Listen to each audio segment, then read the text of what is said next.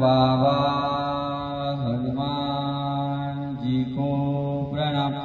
महान त्यागी बाबा जुमदेव जी को प्रणाम।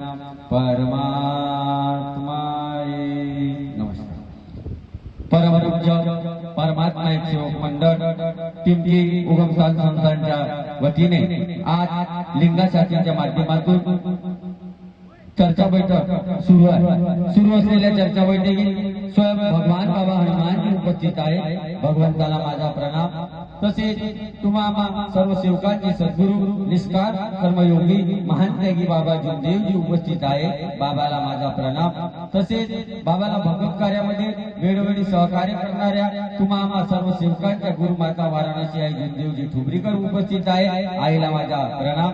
आजच्या चर्चा बैठकीचे अध्यक्ष तथा टिमकी उगमस्थान संस्थांचे कार्यकारी अध्यक्ष माननीय आदरणीय रमेश भाऊ ठुबरीकर उपस्थित आहे। भाऊंना माझा आदरपूर्वक नमस्कार। तसेच आजच्या चर्चा बैठकीचे उपाध्यक्ष गोखले काकाजींना माझा आदरपूर्वक नमस्कार।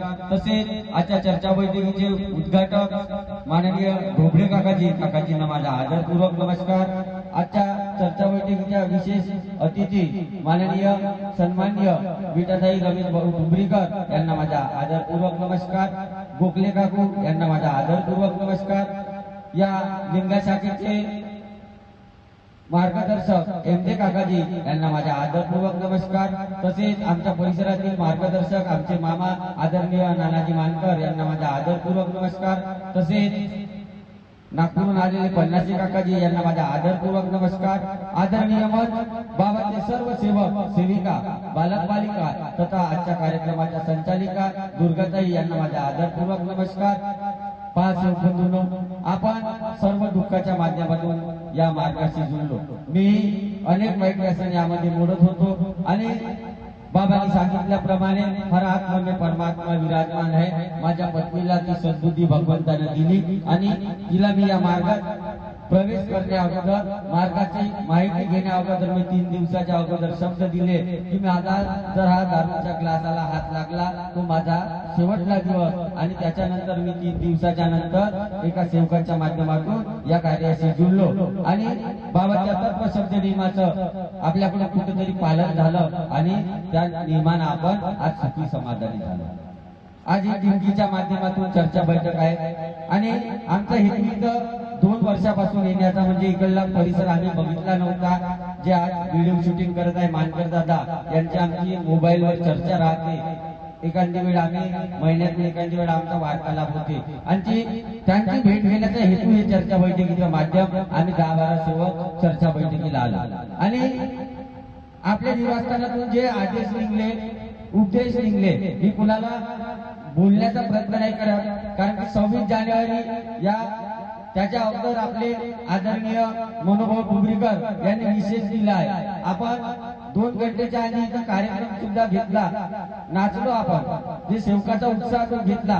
पण आपल्या म्हणजे सचिव राहुल दादा ठुबरीकर यांनी इंस्ट्रक्शन दिली आहे वारंवार समजा आपल्या सेवकांना मार्गदर्शकांना आपल्या सेवक मुलांना की आपल्याला चर्चा बैठकीच्या पूर्वी आपण सांस्कृतिक कार्यक्रम घेऊ शकतो किंवा चर्चा बैठक झाल्यानंतर घेऊ शकतो। चर्चा बैठक चालू असतेवेळी आपण ते बाधा आणू नये, कारण की चर्चा बैठकीचा विषय विस्कळीत होतो सेवक बंधूंनो आणि सत्य आहे, कारण की ती लिंक तुटते।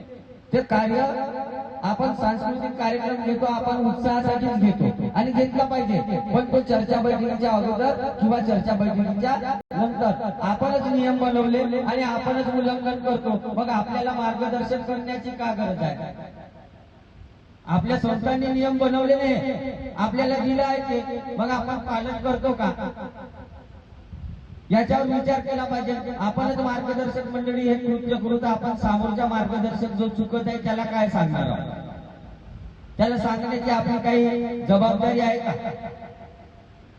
मग आपण चर्चा बैठकीमध्ये जे विषय मांडून राहिलो 4 तत्व 3 शब्द 5 नियम त्यामध्ये ते विषय येते का? आदरणीय रमेश भाऊ ठुमरीकर अध्यक्ष बसून आहेत, त्या मार्गदर्शनात त्यांच्या बोलणारच आहे. पण आपलं कर्तव्य काय? आपण एवढ्या चर्चा बैठकीला जातो, मानकर दादा जातात, एमजे काकाजी जातात, जेव्हा तिथे विषय ठेवल्या जाते तर ते कार्य आपल्याकडून घडलं नाही पाहिजे. याच्याकडे या परिसरानं, या शाखेनं दक्षता द्यावं. कारण की जो नियम आहे, जो टिमकीतून नियम निघला तो नियम आहे. कारण की आपल्याला त्याचं पालन करायला लागेल. आपण जर पालन केलं तर आपण आपल्या मुलांना किंवा आपल्या हातावरील जे सेवक आहेत त्यांना सांगू. पण आपणच जर चुकीत राहिलो तर आपण दुसऱ्याला काय माहिती देणार? दुसरी गोष्ट, चांगल्याच्या संगतीने